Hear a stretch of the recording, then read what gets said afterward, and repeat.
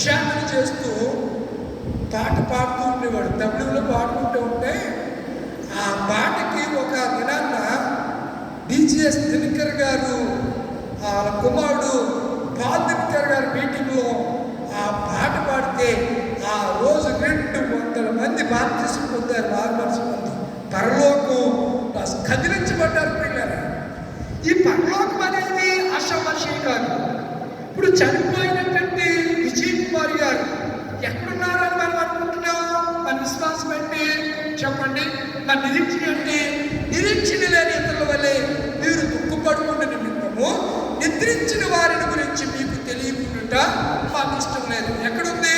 తెస్సలోనికీయులకు రాసినటువంటి మొదటి పత్రిక 4వ అధ్యాయము 13వ వచనంలో అపోస్తలుడైన పౌలు ఈ సంగతులు చాలా సవివరంగా ఆ సంఘానికి తెలియజేశారు. ప్రియ దేవుని ఎపిఫానీ గొర్రెలమూడి లూథరన్ సంఘమా, ఈ రాత్రి ఒక ఆలోచన కలిగి ఉందాం. స్థిరమైన తీర్మానంతో మనం ఇక్కడి నుంచి వెళ్దాం. పరలోక రాజ్యమే మన గురి గమ్యమై ఉండాలి. ఈ లోకం పరలోకం నుంచి ఈ లోకాన్ని, ఈ భూలోకాన్ని విడిస్తే శాశ్వతమైన పరలోకానికి వెళ్ళాలి అంటే మనము ఎలా ఉండాలి అనే సంగతులన్నీ బైబిల్లో రాయబడ్డాయి. చూడండి, అక్కడ మీరు ఆ వాక్యాలు చాలాసార్లు మీరు ధ్యానం చేశాం, మనం ధ్యానం చేస్తాం. అయితే కొత్త కోణంలో దేవుడి దినాన్ని మనతో మాట్లాడుతున్నాడు. ఎబ్రీ రాసిన పత్రిక 11వ అధ్యాయానికి వచ్చేస్తే 11వ అధ్యాయానికి రండి. వస్తున్నారా? 13వ వచనం నుంచి చదువుతున్నాను.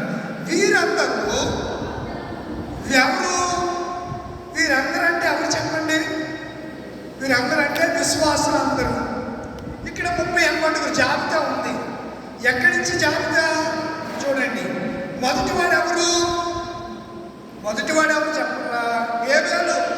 మొదటివాడు ఎవరు? ఏబేలు. కనిపించలేదా మీకు?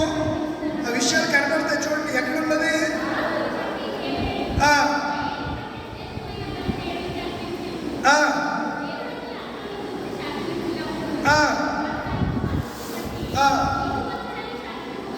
ఏం పొందాడట? ఇప్పుడు నీతిమంతుడికి దేవుడు ఏమిస్తాడని చెప్పాడు? పరలోకం. మన కాన్సెప్ట్, మన అంశం పెట్టి పరలోకం. అది మైండ్లో పెట్టుకోండి. పరలోకం పాపులుగా నీతిమంతులుగా? నీతిమంతుడికి. పాపి నీతిమంతుడిగా మార్చబడితే పరలోకం. పాపిగానే ఉంటే నిత్య నరకం. మీకు అర్థమవుతుందా? పాపి మారు మనసు పొందాలి. మారు మనసు పొందితే ఏమవుతాడు? నీతిమంతుడిగా మార్చబడతాడనే సంగతి నేను జ్ఞాపకం చేస్తున్నాను. ఎవరు సమీపించలేని తేజస్సులో వసించున్న యేసయ్యా, ఎవరు సమీపించలేని తేజస్సులో వసించున్న మహిమను ధరించిన పరిశుద్ధులు నా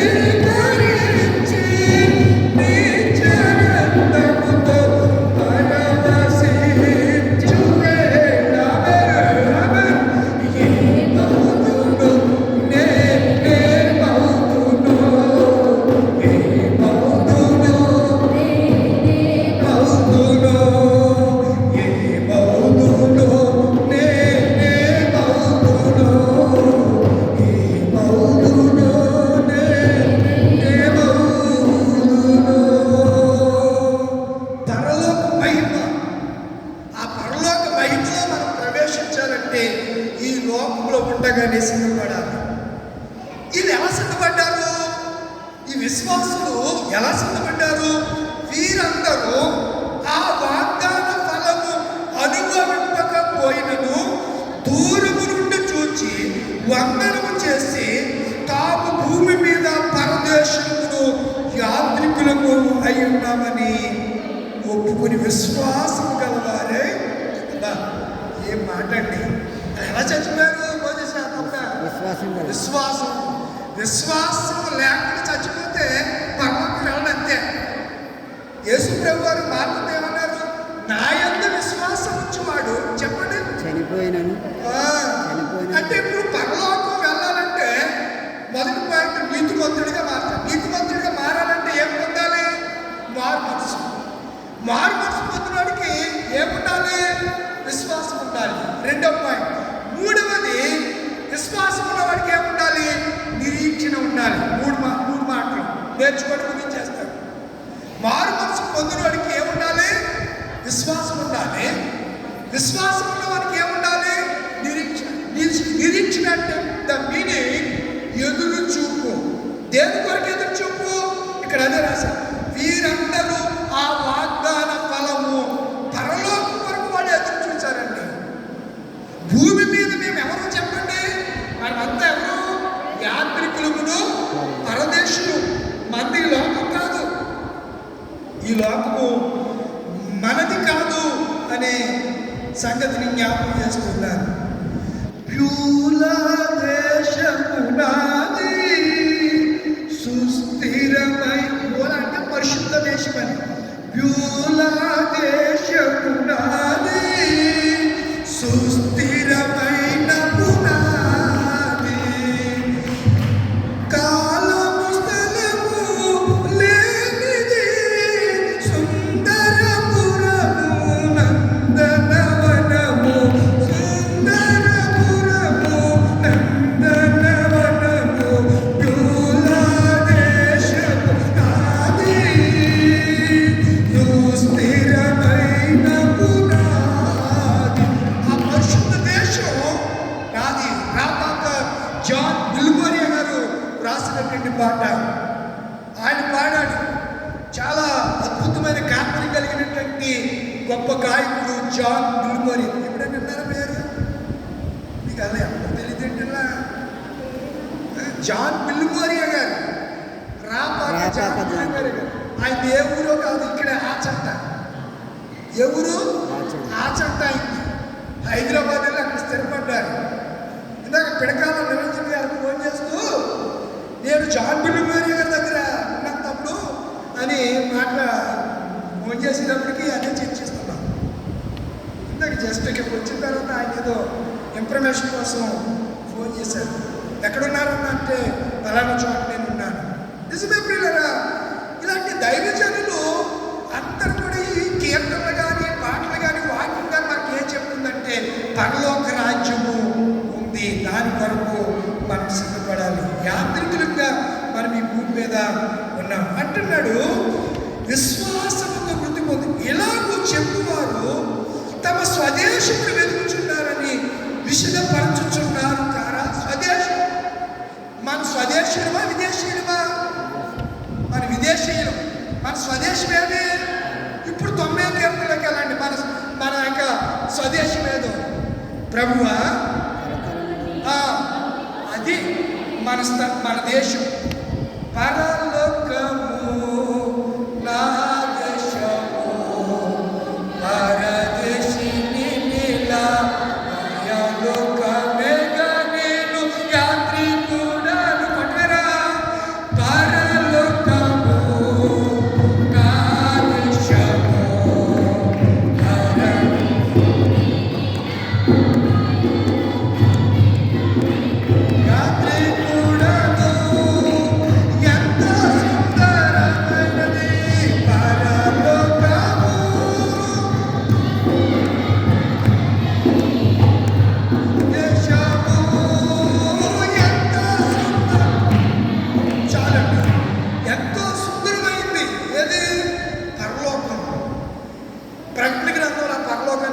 దానికి 12 గుమ్మాలు ఉన్నాయని, బంగారం ఇందాక బంగారు వీధులలో అక్కడ ఏముంటాయి? ఆ పరలోకంలో ఏముంటాయి?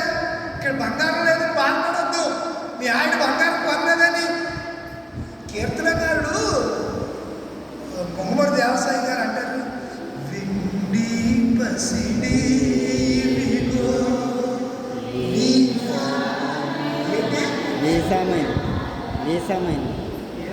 కొంచెం కూడా ఏసు ఎత్తు. మీరు ఏమంటారు? ఏసు ఎత్తు కూడా నీది నాకు ఒకసారి మీ ఆయనలో దెబ్బలేదనుకో, నీ నాకేమి ఏసు ఎత్తు కూడా అవసరం లేదు. ఆస్తి పంపకాలు అంటారు, నువ్వే ఉంచుకో. ఏసు ఎత్తు కూడా ఈయన అంటాడు. ముగ్గురు దేవదాసయ్య గారు 440 కీర్తనలు ఉంటారు. వెండి పసిడి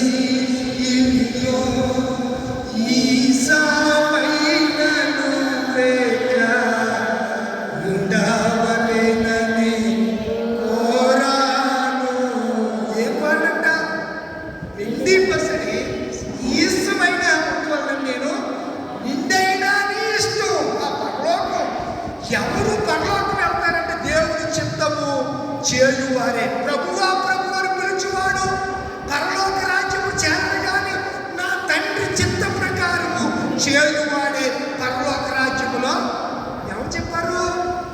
యేసు ప్రభు అని చెప్పారు. ఎక్కడ చెప్పారు? యోహాను సువార్తలోనా? మత్తయి సువార్త 7వ మొన్న ఆదివారం కూడా జ్ఞాపకం చేశాను. మొన్న మన అంశమే అది. ప్రభువా ప్రభువా 23వ వచనమా చూడండి, త్వరగా ఇంట్లోకి వచ్చేసాను.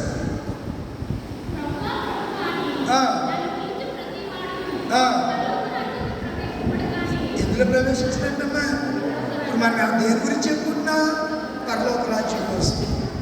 ప్రభువా ప్రభువా అని పిలుచు ప్రతివాడును ప్రవేశించడు కానీ పరలోకమందున్న నా తండ్రి చిత్త ప్రకారం చేయువాడే ప్రవేశించు. అంటే పరలోకంలో ప్రవేశం అందరూ వెళ్ళిపోతారని అనుకోకండి. తండ్రి చిత్తం. ఇప్పుడు దేవుడి సన్నిధికి రావడం ఎవరి చిత్తం? దేవుడి చిత్తం. మరి రాకుండా పరలోకమే వెళ్దాం. ఈ సంఘంలో కూటమి ఏర్పాటు చేసి సువార్త ప్రకటిస్తూ ఉంటే నువ్వు ఇంటిగా ఉండే ప్రభువా ప్రభువా నా కొడుకు దీనికి ప్రభువా అంటే నువ్వు పరలోకం వెళ్తావా? ఎల్లో ఎట్టి పరిస్థితులను తల్ల కిందలుగా తప్పచేసినా పరలోకం వెళ్ళవు. దేవుడికి ఒక ఇష్టం ఉంది, దేవుడికి ఒక చిత్తం ఉంది. పరలోకమందున్న వీళ్ళందరూ పరలోకమందున తండ్రి చిత్తం చేశారు. ఎవరు? హేబేలు మొదలుకొని హానోకు, అబ్రహాము, ఇస్సాకు, యాకోబులు, షేరా, రాహాబు, రూతు, ఆడోళ్ళ పేర్లు కూడా అక్కడ ఉన్నాయా? వీళ్ళందరూ దేవుని వాళ్ళప్పుడు ఒకప్పుడు పాపులే, కానీ వారి మనసు పొందిన దేవుని గురించి తెలుసుకున్న తర్వాత వాడు దేవుని చిత్తం కోసమే వారు తపన పడ్డారు. ప్రియులారా, మన భూమి మీద దేని కొరకు మన తపన, దేని కొరకు మన ఆశ, దేనికోసం పరిగెడుతున్నాం? కోల్పోయిన వాళ్ళు మళ్ళీ తిరిగి తీసుకురాలేదు. విజయ్ కుమార్ గారు దగ్గరికి ఆమె నిజంగా పరలోక రాజ్యంలోనికి ఉంటే అక్కడికే మనం వెళ్తాం తప్ప ఆవిడ అక్కడి నుంచి ఎక్కడికి రాదు. ఒకసారి పరలోకంలోకి వెళ్ళినట్టు భూమి మీదకి రారు. ఎక్కడికి వస్తారు? చూపించారు, మధ్యాకాశంలో వస్తారు. తెలుసా ఎక్కడికి వస్తారు? కొంతమంది దొంగవాదులు ఏమంటారు, మళ్ళీ భూమి మీదకి వస్తారు. భూమి మీదకి అసలు రారు. వస్తారని బైబిల్ ఎక్కడ చెప్పలేదు. చెప్పిందా భూమి మీదకి వస్తారని? రారని చెప్పింది. ఆ మాట చూపించిన తెల్లమొక్కలు వేసి చూస్తున్నారు. అవును కాదని డౌట్ వచ్చేసింది కదా మీకు? రమ్య డౌట్ వచ్చేసింది కదా? చూడండి తెస్సలోనికీయులకు రాసిన పత్రికలోనే. మరి ఏం చేస్తాం? ఈ పరిస్థితిని బట్టి అలా రిఫరెన్స్ మీకు జ్ఞాపకం చేయవలసి వస్తుంది.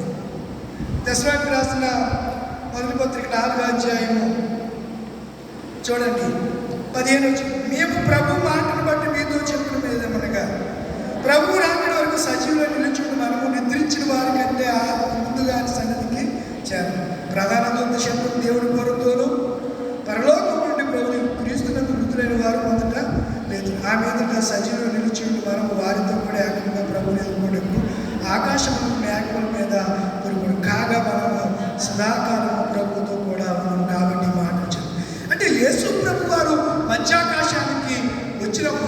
చనిపోయినటువంటి అప్పటికీ వాళ్ళు పరలోకంలో ఉన్నారు. వాళ్ళంతా ఎక్కడికి వచ్చేస్తారు? మధ్యాహ్నానికి వచ్చేస్తారు. మనం ఒకవేళ బతుకుంటే అప్పటి వరకు సజీవులుగా ఉంటే మన కాళ్ళ కిందకి ఏమొస్తాయంట? మేఘం వస్తుంది. మేఘముల మీద మధ్యాకాశానికి. అందుకే మనం పాడతాం, ఏడేళ్ళ పరిశుద్ధులకు విందపోతుంది, ఏడేళ్ళ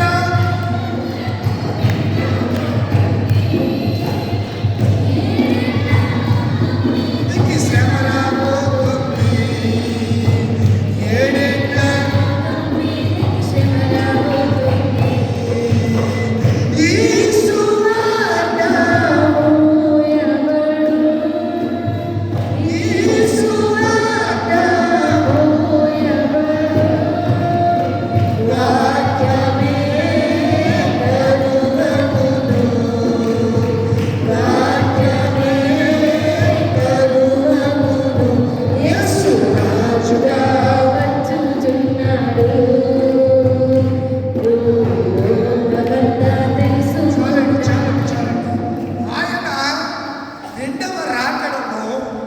సజీవులమైన మనము మేఘముల మీద ఎక్కడికో మనం కొనుకోబడతాం?